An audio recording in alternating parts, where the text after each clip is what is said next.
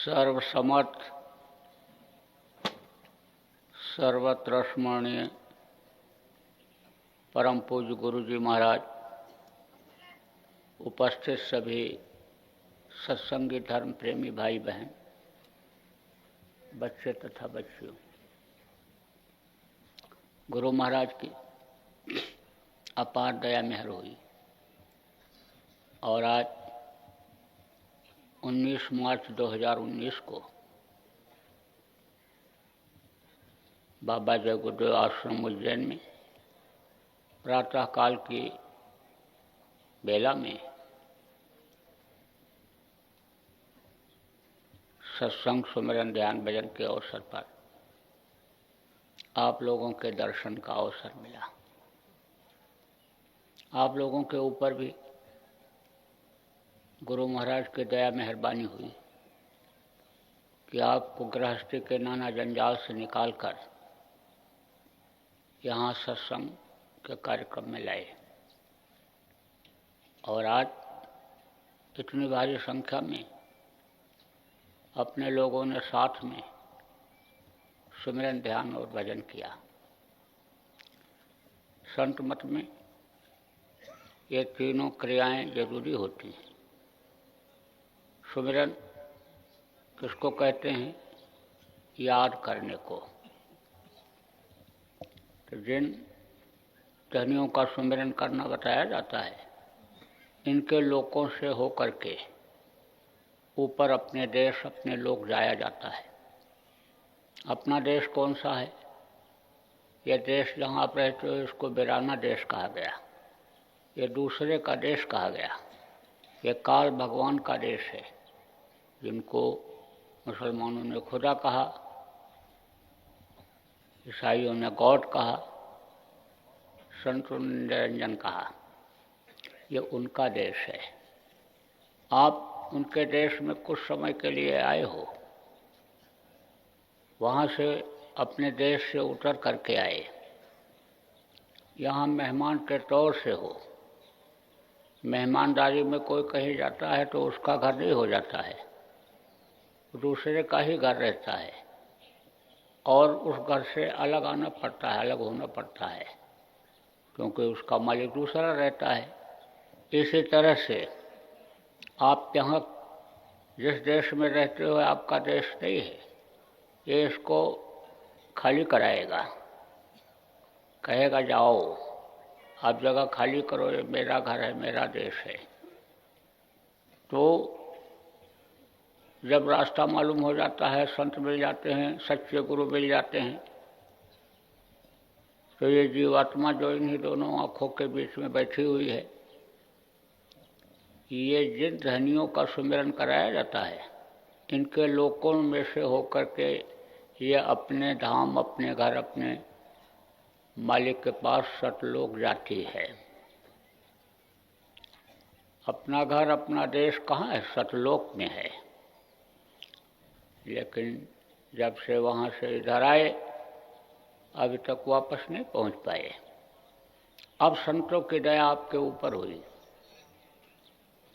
और आप बहुत से लोगों को रास्ता मिल भी गया, नहीं मिला उनको अभी मिल जाएगा। अब आप वहाँ जा सकते हो, आराम से जा सकते हो। थोड़ी सी लगन लगाओगे, थोड़ी सी मेहनत करोगे तो आप अपने वतन पहुँच सकते हो, आ जा सकते हो, बराबर दर्शन उस मालिक का कर सकते हो। तो ये जो बीच के लोगों में से जाना होता है, खुश इनको भी करना पड़ता है, यार इनको भी करना पड़ता है, और नहीं तो ये नाराज हो जाए और उधर से जाना आपका रोक दे, कैसे पहुंच पाओगे? क्योंकि इनको भी उस सत्पुरुष ने लोक दिया। जैसे यहाँ जीवात्माएं हैं, ऐसे ऊपर में भी खचाखच भरी हुई है। नए लोग जो आप आए हो, जीवात्मा के बारे में आपको बता दूं। आप यहाँ पर बैठे हो, आपके शरीर में थोड़ा भोंप दिया जाए, चिल्ला उठोगे, लेकिन जीवात्मा निकल गई तो शरीर के टुकड़े टुकड़े कर दो, पता नहीं चलेगा। तो यह है परमात्मा के अंश जीव आत्मा।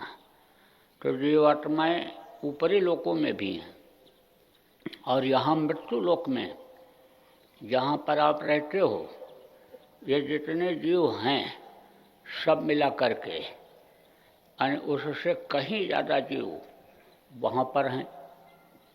वहाँ पर यानी इस तरह के पेड़ जमीन में लगे तो नहीं रहते हैं, दिखाई तो पड़ते हैं, पेड़ भी दिखाई पड़ते हैं, पौधे भी दिखाई पड़ते हैं, क्यारियाँ भी मिलती हैं, झरने भी बहते हैं, मरियों मोतियों के चबूतरे भी दिखाई पड़ते हैं, बरसात भी होती है, लेकिन यह पानी वहाँ पर नहीं है।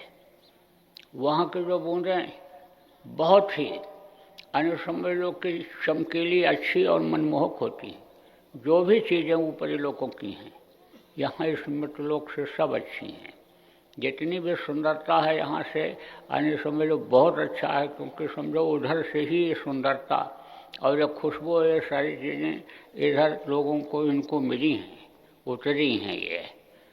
तो आप समझो कि जैसे किसी को भोजन बनाने के लिए दे दिया जाए, अब जिसको भोजन बनाना मालूम है, मिर्च मसाला नमक तेल वो मात्रा में डालेगा, अनुपात में डालेगा कि इतनी सब्जी हो तो इतना तेल हो, इतना मसाला हो, इतना ये हो तो बढ़िया बनेगा।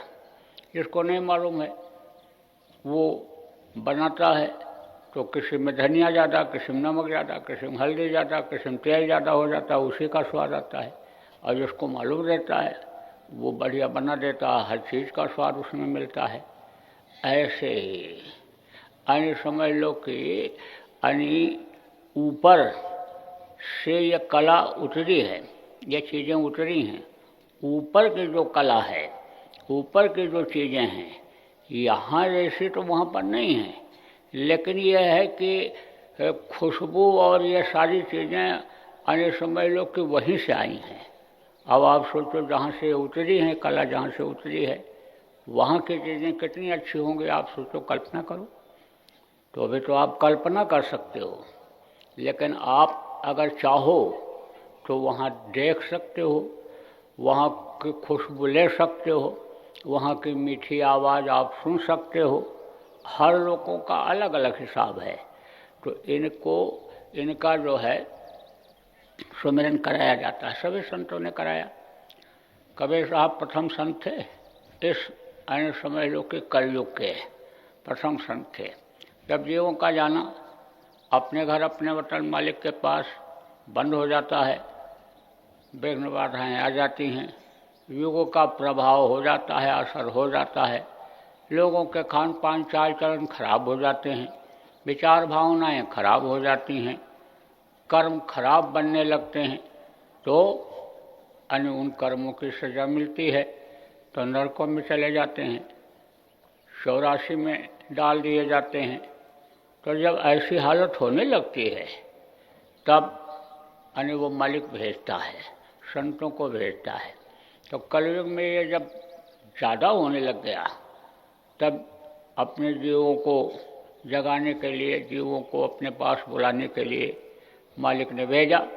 कबीर साहब के रूप में आने समझ लो कि इस धरती पर आए, तो उन्होंने भी सुमिरन किया और बताया सुमिरन।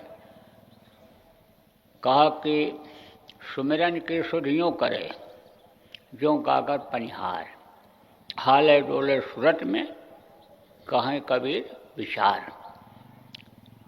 पानी भरने के लिए गांव की औरतें बाहर कुएं पर जाती हैं जहाँ पानी की कमी होती है, हैंडपंप नहीं लग पाता है, वाटर सप्लाई नहीं हो पाती है, कुएं से पानी भर के औरतें जाती हैं। तो घड़े को सिर पर रख करके जाती हैं, पानी भर करके और उधर से आती हैं। ऊंचा नीचा पतला रास्ता कैसा भी हो उसी पर से उनको आना जाना होता है। बराबर अन्य समझ लो कि ध्यान उनका घड़े पर रहता है कि घड़ा के न जाए। बात भी करती रहेंगी और गड्ढा भी देखती रहेंगी, मोड़ भी देखेंगे, यहाँ हमको मुड़ना है दाहिने बाएं, लेकिन बराबर ध्यान घड़े पर रहता है कि घड़ा गिर न जाए। ऐसे कहा गया कि इस तरह से सुमिरन करना चाहिए। यानी समझ लो ध्यान उसी पर होना चाहिए। जिनका सुमिरन किया जाता है उनके रूप पर ही ध्यान होना चाहिए, इधर उधर नहीं। कामाला तो कर में फिरे, जीभ फिरे मुख माए, और मनुआ तो चौंडिस फिरे, यह तो सुमिरन ना है। मन अगर भग गया तो सुमिरन ठीक से नहीं हो पाता है। यानी समझ लो कि सुमिरन पकता नहीं है, कच्चा रह जाता है। तो जब कच्चा घड़ा होता है कभी भी टूटने का डर रहता है, और पक गया तो मजबूत हो जाता है। देखो फल कच्चा रहता है, खट्टा रहता है, और पक जाता है तो मीठा हो जाता है। ऐसे सुमिरन पक जाता है, और सुमिरन जब पक जाता है तो ये ध्यान आने समझ लो लगाने में मदद करते हैं यही धनी। यानी जब खुश हो जाते हैं तो मदद कर देते हैं, और नहीं खुश होते हैं तो आप ये समझ लो कि बाधा भी नहीं डालते हैं।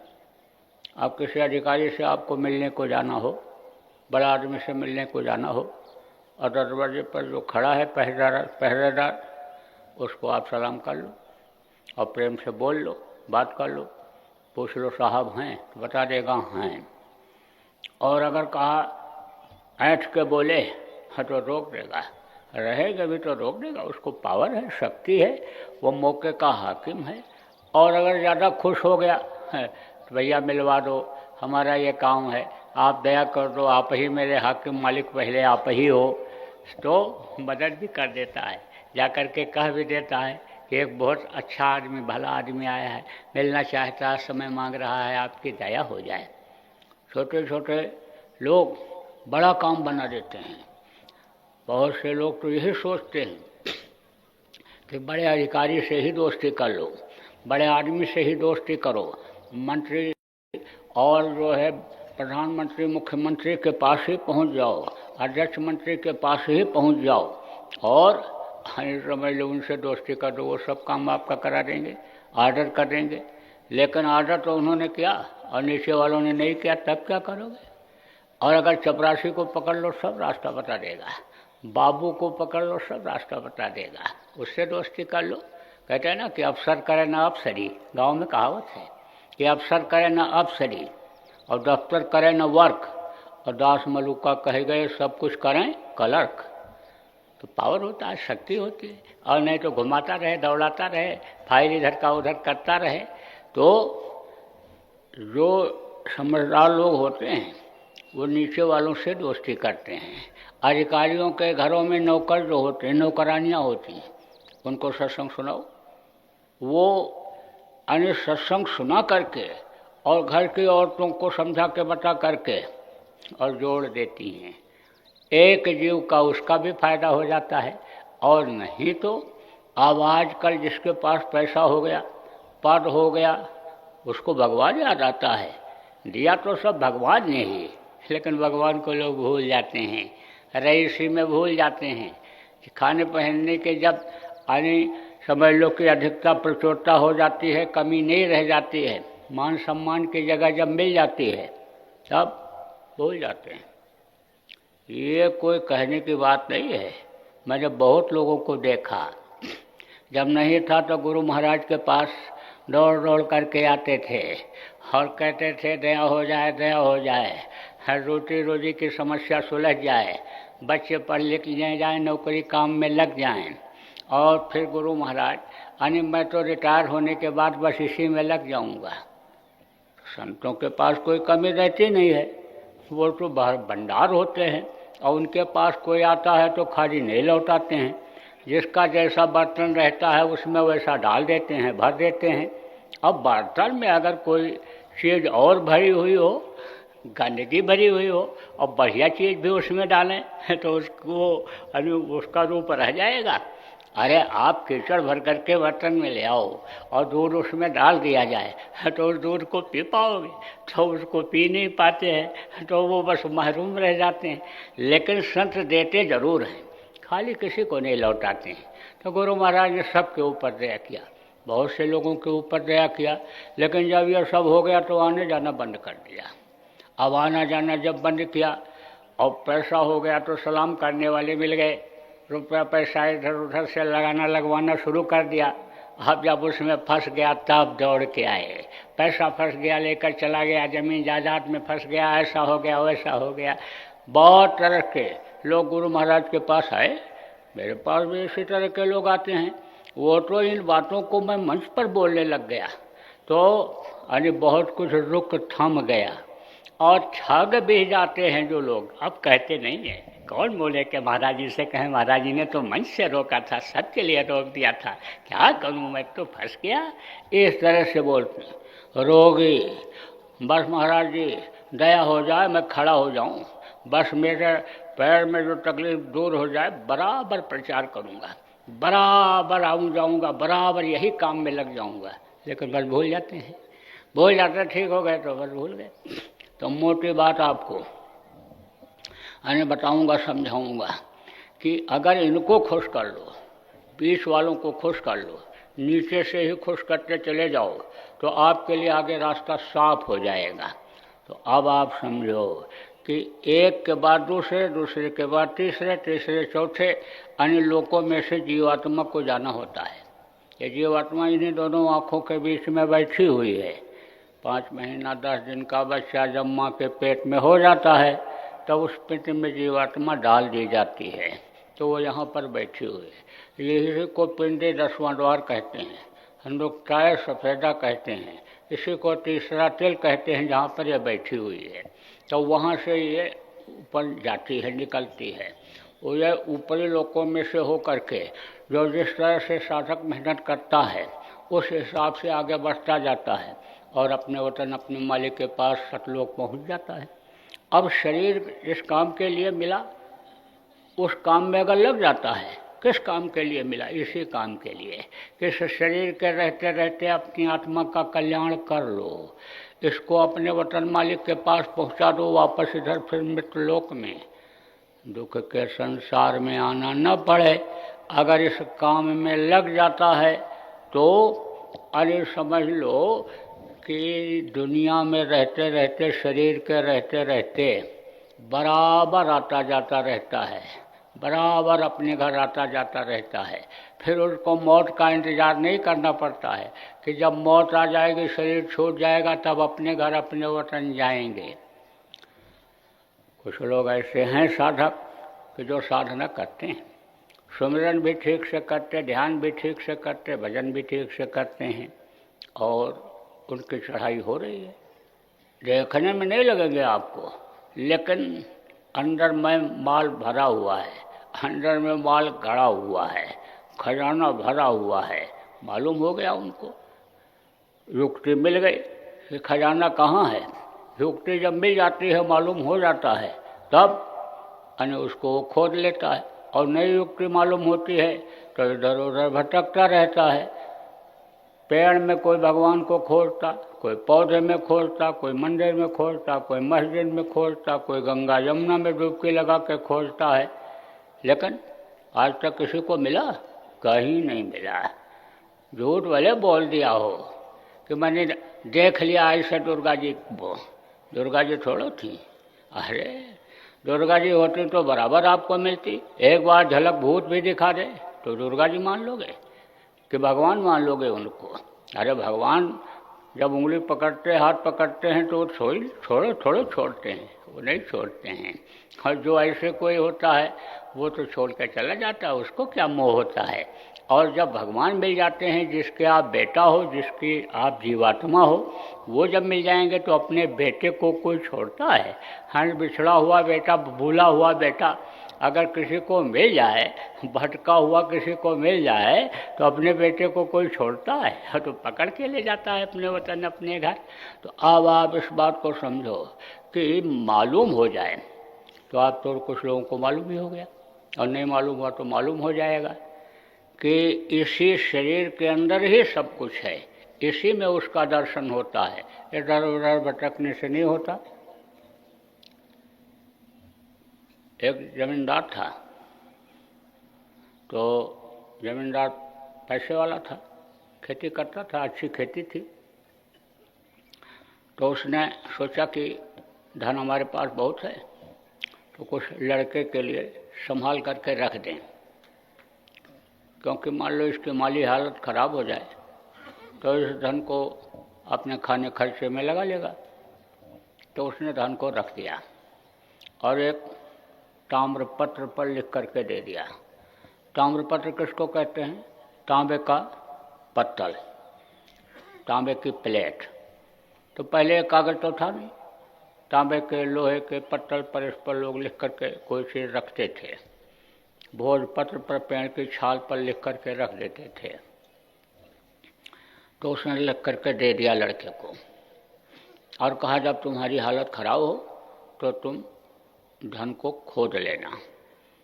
एक बनवा दिया मंदिर, और मंदिर को ही उसने आधार बना दिया और लिख दिया उसमें कि कर विचार बचार ही और नैनन निरख निहार और शिवालय के शिखर पर माल गड़ो है सार। उसने कहा कि यह शिवालय है, मंदिर है, माल तुमको मिल जाएगा। ताम्रपत्र के आधार पर तुम माल को निकाल लेना। रुपया पैसा धन दौलत हीरा मोती मैंने सब रख दिया तेरे लिए और तू इसको निकाल लेना। तो बच्चों को भी बीज गणित पढ़ाया जाता है तो उसमें सूत्र दे दिया जाता है। विज्ञान के विद्यार्थियों को सूत्र बता दिया जाता है तो सवाल हल हो जाता है। ऐसे बीजक जिसको कहते हैं, कोड में कोई चीज़ लिख देते हैं और उसको पढ़ लेता है, ऐसे ही वो लिख करके दे दिया। कुछ दिन के बाद उसकी मृत्यु हो गई, चला गया दुनिया से। तो लड़के की माली हालत जब खराब हुई, आलसी था। आलसी आदमी कभी कामयाब नहीं होता है। आलसी आदमी के पास जो रहता है वो भी चला जाता है। इसलिए कहा ना, आलस नींद के साने खोवा, चोरे खोवा खांसी। यानी आलस्य अगर आया तो समझ लो कि न बिजनेस व्यापार में तरक्की, न नौकरी में तरक्की, न परमार्थ में तरक्की। आजकल अन्य सत्संगी क्या करते हैं? आलस्य ही तो करते हैं। सुबह उठे तो कहे नहा धो के करेंगे, नहाए धोए चट्टी मैदान गए, नाश्ता मिल गया, तब तक दफ्तर में जाने का, दुकान पर जाने का समय हो गया, चले गए। बोले दोपहर में आएंगे तब कर लेंगे। दोपहर में खाने के लिए आए तो खाए, थोड़ा आराम कर लें, चलो शाम को आएंगे तब कर लेंगे, बहुत मौका भी रहेगा। अब शाम को जब लौट करके आए तो रसोई घर से आवाज़ आ गई, अभी गरम गरम रोटी तैयार है, खा लो। और जब सब्जी में गरम मसाला पकने की खुशबू नाक में आई तब कुछ याद रहेगा। सब बैठ गए खाने के लिए। अब खाने के लिए जब बैठे तो खाए नहीं, दबाते चले गए। कई रोटी की खबर ले लिया। 4 खाते थे तो अच्छा लगा, 6 खा गए। और जब पिया पानी, पेट फूला, तब भजन ध्यान सुंदर हो पाएगा। तब कहेंगे भाई अब क्या करें, अब तो पेट में गैस बन गया, अब आराम करना जरूरी है। लेकिन गुरु महाराज ने कहा था कि सुमिरन ध्यान भजन जरूर करना। ना बैठे बैठे कर पाओ तो लेटे लेटे कर लेना। तो बोले अब लेटे लेटे करेंगे। अब आप सोचो जो बैठ के नहीं कर पाया, लेट के कर पाएगा। तो लेटे जैसे बंद के आँख और जैसे ध्यान लगाए, बस तैसे ही नाक बोलने लग गई, घर घर घर घर। अब जब नाक बोलेगी, नींद आएगी, तब सुमिरन होगा, ध्यान होगा, भजन होगा, क्या होगा? फिर तो सवेरा होगा, दूसरा दिन लगेगा। अब दूसरे दिन फिर यही हालत, आलस्य आई, फिर आलस्य आ गई। तीसरे दिन फिर ऐसे आलस्य आया, बस सुमिरन ध्यान भजन सब खत्म। मन ही उधर से जब हट जाता है, कहते ना ये चीज़ खाने की इच्छा ही नहीं रह गई, मन बिल्कुल हट ही गया। तो जब मन ही उधर से हट जाता है तब फिर उधर नहीं जाता है, उधर नहीं लगता है। अच्छाई की तरफ अगर मन हट जाए तो अच्छा नहीं करने देता, और बुराई की तरफ से अगर हट जाए तो फिर बुरा भी नहीं करने देता है। यही मन फिर डरवाता है, अच्छाई से भी डरवा देता है कि यह भोग बढ़िया बढ़िया जो मिल रहा है, भजन करने लगेंगे, उधर करने लगेंगे, ये सब हमारा छूट जाएगा। यानी हमको संगत के रीति नीति के मुताबिक चलना पड़ जाएगा। अगर हम उसमें लग जाएंगे तो अब ये इंद्रियों का रस जो मिल रहा, आनंद मिल रहा है, ये सब खत्म हो जाएगा। तो उधर भी नहीं जाता है।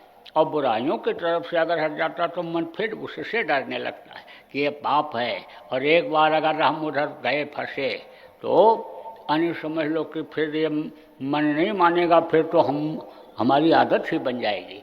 तो उधर भी जाने के लिए, बुरे की तरफ भी जाने के लिए फिर डर जाता है तब नहीं जाता है। डर भय जब किसी को हो जाता है नहीं, तो देखो फिर उस काम को जल्दी नहीं करता है। बच्चों को डरवाया ही तो जाता है, एकदम से कोई हाथ पैर थोड़ा काट देता है, पर थप्पड़ दिखाता है, मारता भी नहीं, थप्पड़ दिखाता है, ये गलत, ये काम करोगे तो बच्चा डर जाता है, ऐसे मन भी डर जाता है। तो आलस्य बड़ी बुरी बला है, आलस्य नहीं करना चाहिए। तो लड़का हो गया आलसी। लड़का जब आलसी हो गया तो काम काज करे नहीं, आमदनी बंद। तो उसने कहा पिताजी तो माल रख के गए ही हैं, खोज लिया जाए।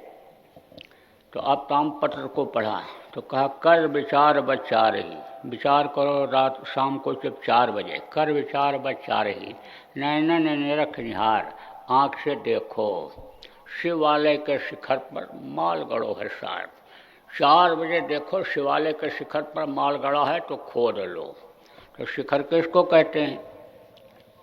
गुंबद को शिखर कहते हैं। शिखर माने होता है ऊंचा। तो मंदिर की ऊंचाई सबसे ज़्यादा कहाँ होती है? गुंबद पर ऊपर।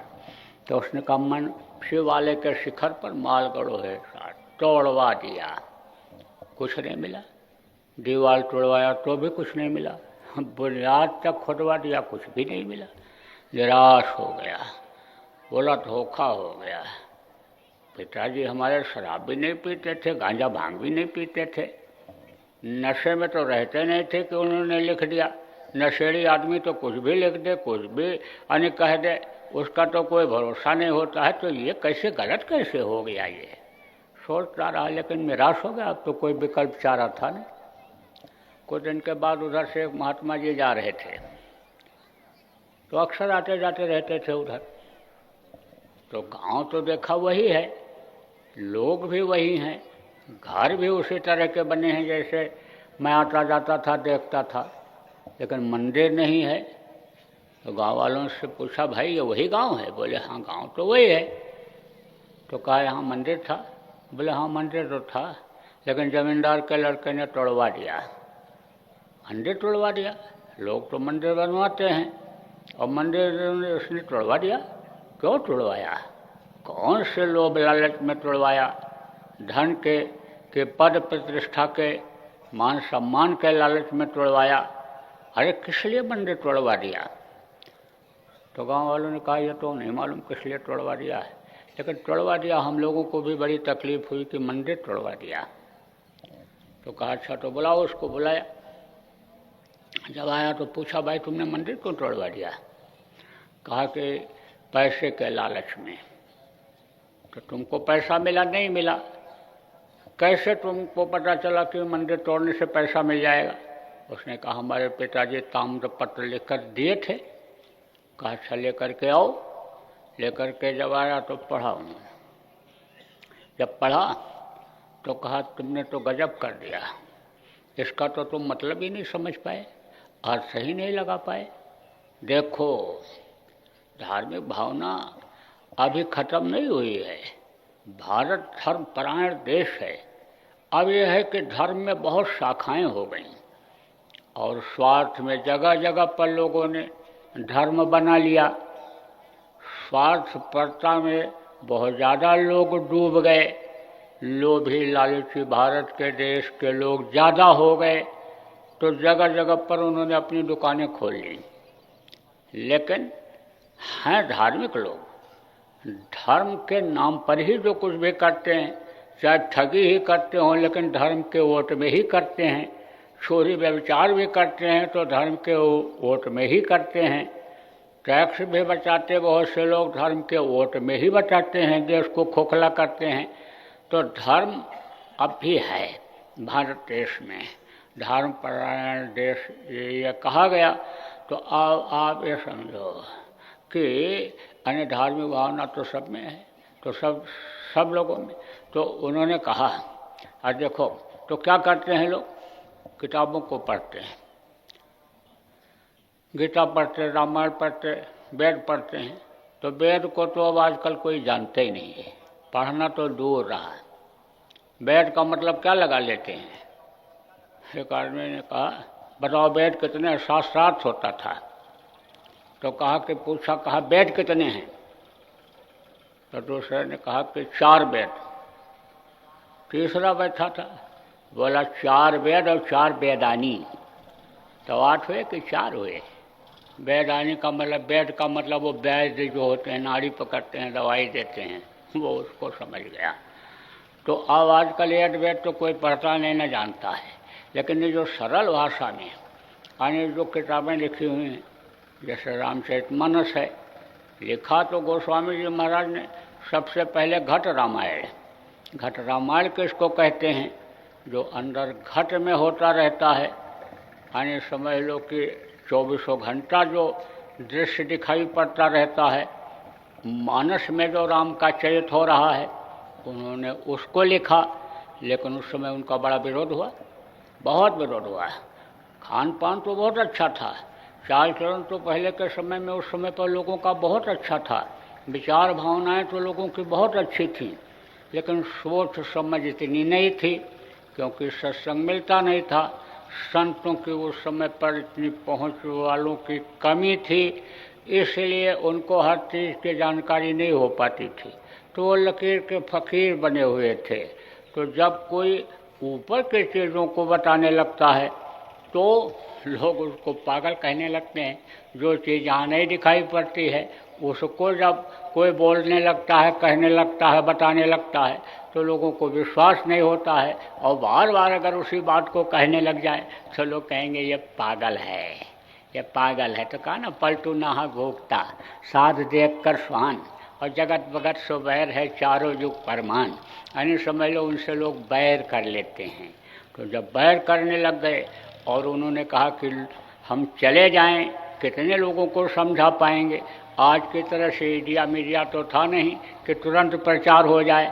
तो उन्होंने सोचा कि इसको अब बंद कर दो, ऐसे के ऐसे रख दो, और यानी समझ लो कि अब सरल भाषा में, हिंदी में, यानी इनको जैसे किस्सा कहानी सुना करके कोई चीज़ समझाई जाती है बच्चों को।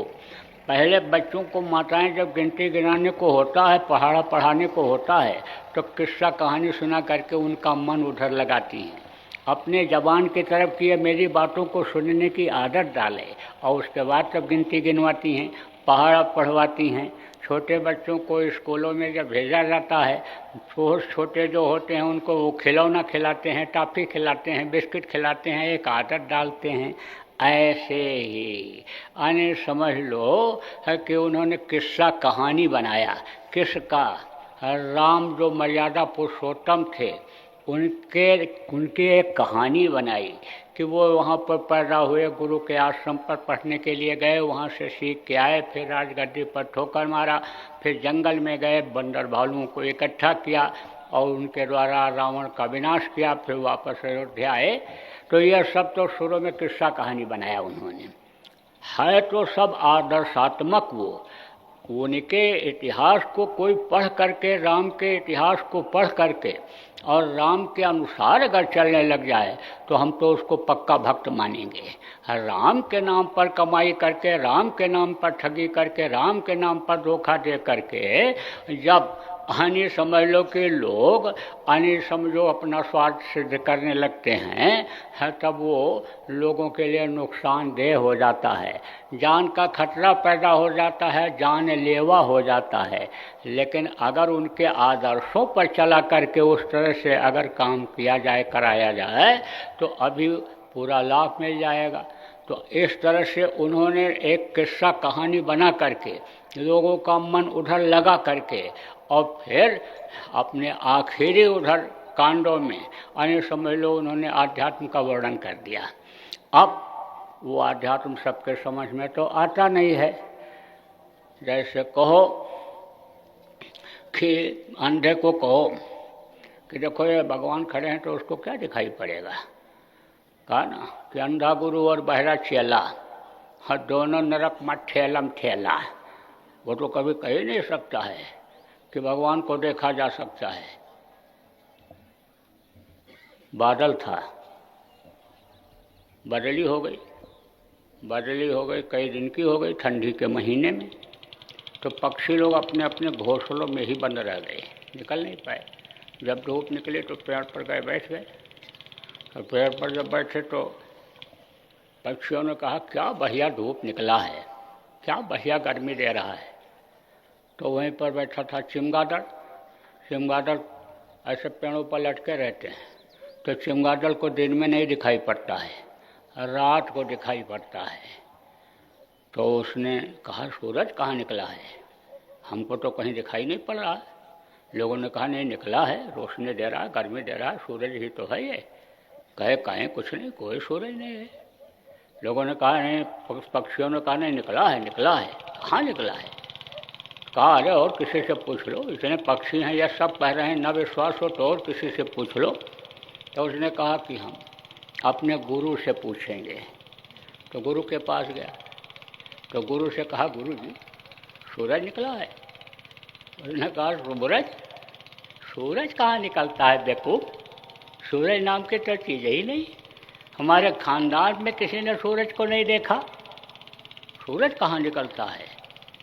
तो उसका गुरु कौन था, उल्लू। उल्लू को भी दिन में नहीं दिखाई पड़ता है, रात को ही दिखाई पड़ता है।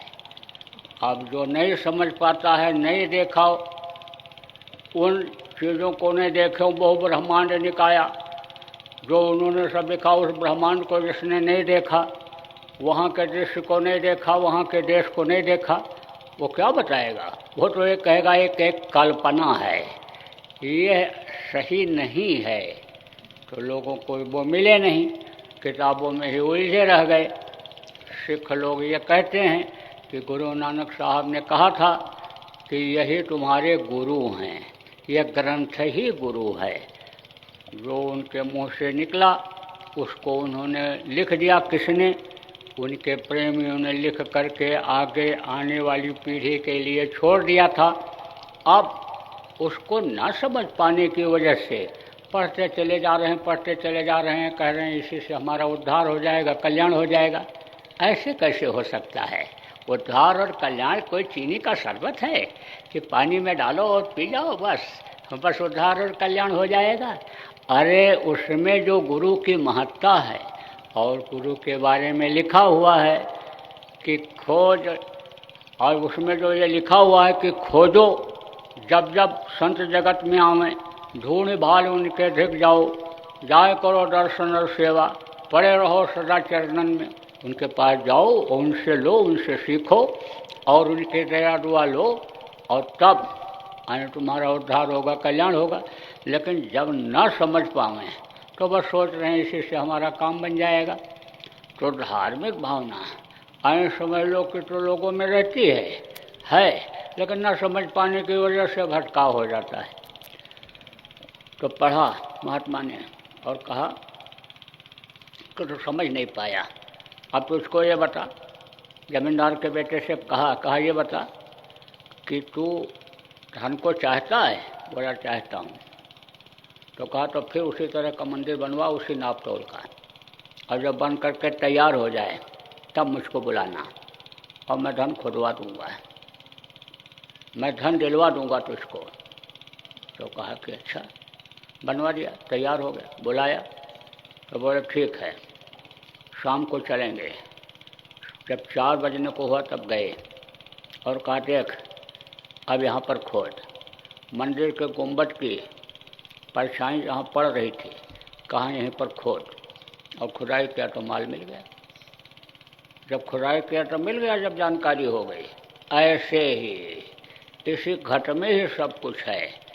कबीर साहब ने कहा ना, यही घट भीतर 7 समुंदर, यही मलमल न आओ, मन मोरा विदेशवा न जाओ, घर ही है चाकरी। यह जो तेल माही तेल है, जो चकमक में आग, तेरा साईं तुझ में जान सके सो जान। गुरु महाराज ने भी बराबर प्रार्थना किया। गुरु महाराज तो हमारे ऐसे थे कि बताए नहीं, रटाते रहते थे। हमको तो मालूम है, कोई चीज़ हो किसी से बताना हो, बार बार उसको बुलवाते थे, बार बार रटाते थे, बार बार कहलाते थे।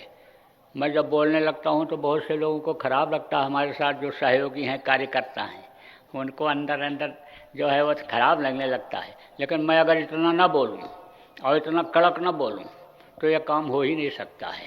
ये जो आपका इंतजाम है और ये जो संकट गुरु महाराज के जाने के बाद बढ़ रही है, लोग जुड़ रहे हैं, लोगों को फायदा हो रहा है, ये नहीं हो सकता है। तो हम तो देखते थे गुरु महाराज थोड़ा प्रेम से बोलते थे, मेरी आवाज़ थोड़ी कड़क है तो वो खराब लगती है। नया आदमी आता है, कहता कैसा बाबा है ये देखो ऐसा बोलता है।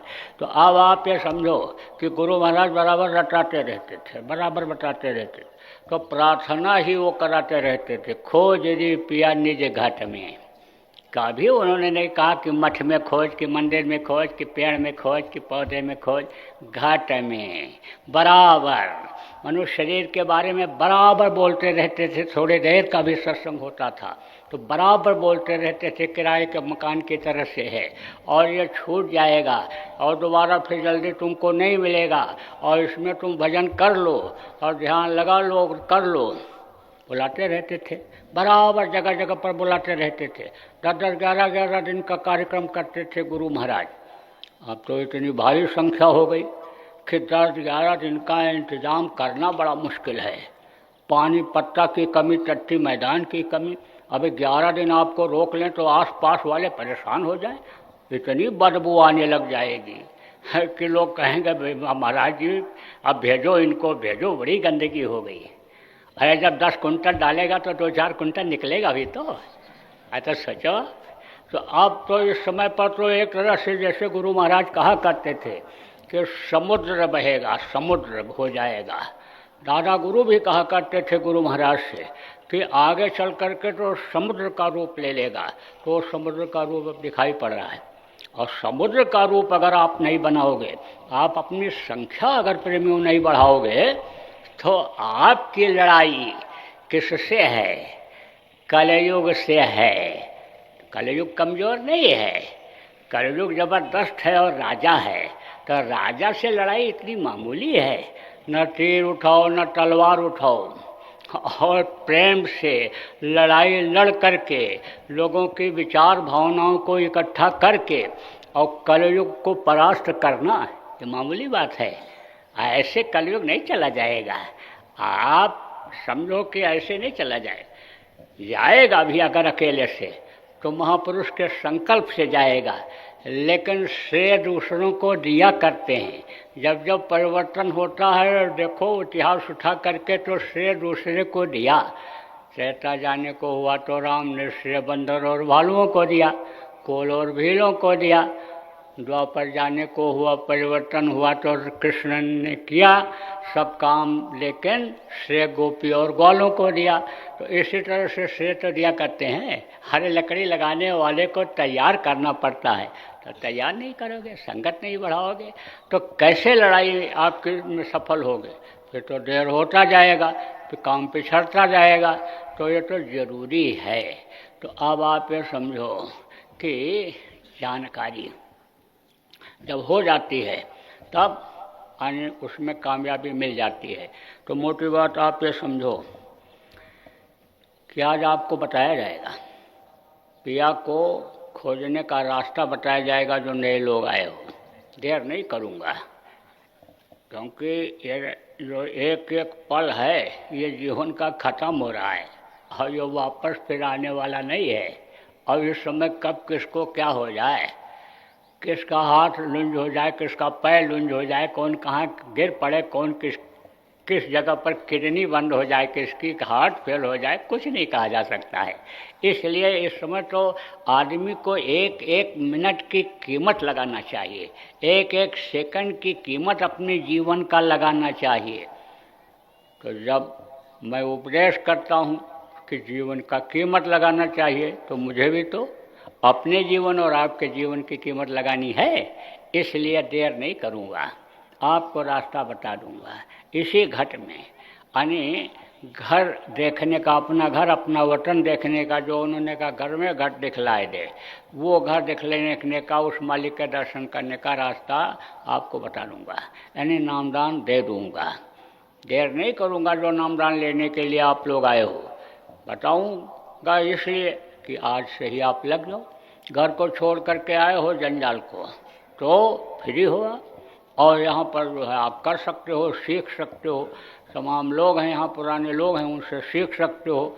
बुजुर्गों के पास बैठ करके, जो बहुत पहले के भी लोग हैं, उनके पास बैठ करके और उनका अनुभव आप जान सकते हो। कैसे तरक्की हो सुमिरन में, ध्यान में, भजन में, किस तरह से हमारे अंदर भाव भक्ति आवे, गुरु भक्ति क्या होती है, ईश्वर भक्ति क्या होती है, मानव भक्ति क्या होती है, ये सब आप सीख सकते हो।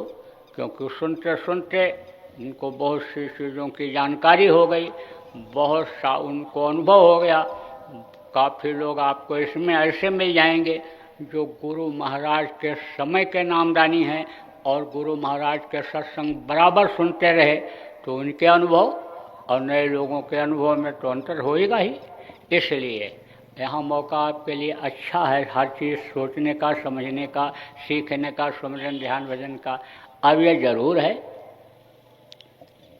कि दूसरी ही माँ हो, अपनी माँ ना हो, और उससे कहो कि माता जी ज़रा एक गिलास पानी पिला देती, माता जी ज़रा एक रोटी दे देती, दे देगा, दे देगी। और अपनी माँ को कहो मेरे पिताजी की पत्नी रोटी दे दो, तो देगी, रोटी देगी कि थप्पड़ देगी। ऐसे ही तरीका होता है, तरीका होता है किसी से लेने का। घड़ा भरा हुआ है पानी से, उसके ऊपर कटोरी रखी है। अब कटोरी अगर ये कहे कि हमको पानी दे दो तो देगा घड़ा? नीचे जब तक उसके सिर से नहीं उतरेगी, उसके नीचे नहीं आएगी, घड़ा पानी नहीं दे सकता। इसलिए दीनता से, प्रेम से सेवा करके किसी से कोई चीज़ ली जाती है। तो देखो, जिसका नाम होता है उसका रूप होता है, उसका स्थान होता है और उसकी आवाज़ होती है। जैसे आपका नाम है और आपका ये चेहरा है और आप कहीं रहते हो, आपका स्थान है, और आपके मुंह से जो आवाज़ निकलती है वो आवाज़ है। ऐसे ही उस वक्त के 5 धनी हैं, उनका नाम है, उनका रूप है, उनका स्थान है और उनकी आवाज़ है। तो वो मैं अभी आपको बताऊंगा, याद दिलाऊंगा, रटाऊंगा। जितना आप याद कर सको, रट सको, रट लो। जो न याद हो पावे उसका लिखा हुआ कागज़ अभी सत्संग के बाद यहीं मिल जाएगा और लेकर के याद कर लेना। और जब याद हो जाए तो कागज़ को फाड़ करके सुनसान जगह पर फेंक देना। बताना मत किसी को। अगर आप बता दोगे तो उसका तो कोई फ़ायदा होने वाला नहीं है, और ये नाराज़ हो जाएं कि इन्होंने बेकदरी किया, हमारी इज्जत नहीं किया, तो आपको सज़ा मिल जाए। इसलिए बताना मत किसी को भी। दूसरी चीज़ आप और समझ लो कि जब आप आंख बंद करोगे और ध्यान लगाओगे, ऊपरी लोकों में जाओगे, स्वर्ग वैकुंठ में, देवलोक, सूर्य चंद्र लोकों में जाओगे, वहाँ का नज़ारा देखोगे, दृश्य देखोगे, तो देख करके खुश हो जाओगे और खुश होकर के दूसरों को बताने लगोगे। और जैसे ही बताओगे वैसे ही वो बंद कर देगा, फिर वो चीज़ दिखाई नहीं पड़ेगी और न कुछ सुनाई पड़ेगा। इसलिए किसी को भी नहीं बताना है, कोई कितना भी नज़दीकी हो, नहीं बताना है। औरत को पुरुष का अर्धांगिनी कहते हैं, औरत को भी नहीं बताना है, औरत पुरुष को भी नहीं बताएगी, किसी को नहीं। जिस तरह से जो अपने मुंह में डालता है स्वाद उसी को मिलता है, पेट में उसी के जाता है, दूसरे को नहीं पता चलता है। ऐसे ही ये जो आनंद है आपको छिपा के रखना है, दूसरा तो जान नहीं पाएगा और फिर हंसी ठिठोली और करेगा। जब देखते हैं कि क्या बढ़िया दृश्य है और क्या बढ़िया नाच गाना हो रहा है, कहते हैं तुम क्या इस नकली टीवी में फंसे हो, ये देखो टीवी। तो दूसरा सुनेगा तो कहेगा कि देखो ये पागल हो गए ये। अरे जो पा जाता है उसी को तो पागल कहते हैं, लेकिन अब क्या मिल रहा है उसको तुमको क्या पता है। अरे कहेंगे ऐसे बोलते रहते हैं, मज़ा तो इधर नाच में आ रहा है, गाने में आ रहा है, टीवी में आ रहा है, मोबाइल में आ रहा है, और ये कह रहे हैं कि वहाँ मज़ा आ रहा है, ये देखो कितना बढ़िया दृश्य है। तो कहा गया ना, रहमन मन की ही व्यथा। और मन ही राखो गोए, और सुन अछलई हैं लोग सब, अब बाँट न ले हैं कोय। तो मन में जो बात आवे, जो मन में हो अच्छाई और बुराई मन में ही रखो, और कहने लग जाओगे तो उसको बांट तो कोई पाएंगे नहीं, और हंसी ठिठोली अलग करेंगे। तो कुछ भी दिखाई पड़े या कुछ भी सुनाई पड़े तो बताना नहीं है किसी को। अब आप ये समझो कि अनमोल चीज़ आपको दी जाएगी। अब अनमोल चीज़ जो मिलेगी, रुपया पैसा धन दौलत से खरीदी जाने वाली चीज़ नहीं है, तो उसके लिए तो कुछ त्याग तपस्या करना पड़ेगा। थोड़ी देर के लिए पूजा पाठ करवाते हैं तो कहते कपड़ा उतार दो, चाहे कितने ठंडी का महीना हो, कहते बस खाली धोती पहनोगे, ज़्यादा से ज़्यादा गौछा डाल लो। हाथ कांप रहा है, पैर कांप रहा है, बदन काम नहीं कर रहा है, सिंदूर नहीं चढ़ा पा रहे हैं, फूल पत्ती नहीं चढ़ा पा रहे हैं, लेकिन यह तंत्र घंट करना जरूरी होता है। नहीं बछिया का पूछ नहीं पकड़ पा रहे हैं, हाथ ठिठुर रहा है, नहा के आए हैं, खड़े हैं, ऐसे लाइन लगी है, बछिया एक ही है और गौदान करने वाले 50 हैं, पकड़ नहीं पा रहे हैं, लेकिन अब वो ज़रूरी है, उनके लिए वो ज़रूरी है। उसी तरह का दान पुण्य वो करना उसी तरह का ज़रूरी है, तंत्र घंट करना ज़रूरी है। तो आप समझो इसमें तो कोई तंत्र घंट नहीं है, इसमें तो गृहस्थ आश्रम में रहो और समझ लो अच्छा खाओ अच्छा पहनो है तो अच्छे समाज में रहो, कुछ छोड़ना है नहीं, बहुत आराम का है। तो लेकिन कुछ तो आपको करना पड़ेगा, थोड़ा बहुत तो करना पड़ेगा, नहीं तो त्याग का नाम ही खत्म हो जाएगा, तपस्या का नाम ही खत्म हो जाएगा, कोई नाम लेवा नहीं रहेगा। तो देखो रास्ता सरल किया जाता है, हर चीज़ का शोध होता है। जैसे यहाँ शोध करके हवाई जहाज 6-6 घंटे 8-8 घंटे में पहुँचता था, अब 3 घंटे में 2 घंटे में हवाई जहाज पहुँचने लग गया। रेलगाड़ियों में 2-2 दिन लग जाता था, अब 24 घंटे में, यानी समझ लो एक दिन में 24 घंटे में पहुँचते नहीं, 48 घंटे 50 घंटे 60 घंटे लगते थे रेलगाड़ी एक जगह दूसरी जगह पहुँचने में। तो शोध करते रहते हैं, शोध कर, तो अब ये शोध सब हो करके यानी शोध करके यानी इन सब चीज़ों को सरल कर दिया जा रहा है कि वह दक्षिणा तो पहले बहुत कठिन लोग लेते थे, दक्षिणा लोग दे नहीं पाते थे, घर मकान महल बिक जाता था, दक्षिणा मांग लेते थे जब आने समझ लो गुरु लोग। तो अब तो वो सब कुछ हो नहीं रहा है, लेकिन दक्षिणा नाम की चीज़ ही खत्म हो जाएगी, अगर कुछ नहीं लिया जाएगा तो नाम की चीज़ ही खत्म हो जाएगी। तो दक्षिणा क्या देना रहेगा, त्याग आपको क्या करना रहेगा, ये गंदी चीज़ों का, जिससे मन चित्त बुद्धि खराब हो जाती है, जिससे अपना पराया का ज्ञान खत्म हो जाता है, जिससे मानवता इंसानियत खत्म हो जाती है, उन चीज़ों का करना है त्याग। तो वो चीज़ें हैं क्या, मांस शराब को दूर हटाओ और धरती पर सत्युग ले आओ। अब आगे समझो मांस और शराब ऐसे नशे की चीज़ें कि जिनके खाने पीने से आदमी पागल हो जाता है, माँ बहन बहू बेटी की पहचान आँखों से ख़त्म हो जाती है, उन चीज़ों को नहीं खाना और पीना है। बुद्धि खराब होती है, खून बेमेल हो जाता है, कैसे होता है क्या है अभी तो कई दिन सत्संग चलेगा, आपको बता दूंगा। तरह तरह के रोग हो जाते हैं, इन चीज़ों को छोड़ना है। अभी तक जान में अनजान में जो गलती हुई वो अब नहीं करना है जान करके, और जान करके अगर गलती करोगे तो सख्त सज़ा मिलेगी। जान करके जब कोई वकील किसी का कत्ल करता है तो जज उसको जल्दी माफ़ नहीं करता है। तुमको मालूम है कि 302 धारा लगने का, केस करने का, मर्डर करने का क्या सज़ा होता है, तुमने ऐसा क्यों किया। अनजान में कोई हाथ जोड़ करके खड़ा हो गया, सरकार किया नहीं हो गया, ऐसी गलती अनजान में हो गई, माफ़ी दे दो, तो फांसी की सज़ा देने को होगा तो आजीवन कारावास कर देगा, जान बच जाएगी। लेकिन जान करके जो गलती करता है उसको सख्त सजा मिलती है। तो अब गलती नहीं करना है। मांस मत खाना, मछली मत खाना, अंडा मत खाना और शराब मत पीना। 1000 बुराइयों की जड़ है शराब। शराबी को कुछ होश रहता है? कुछ नहीं।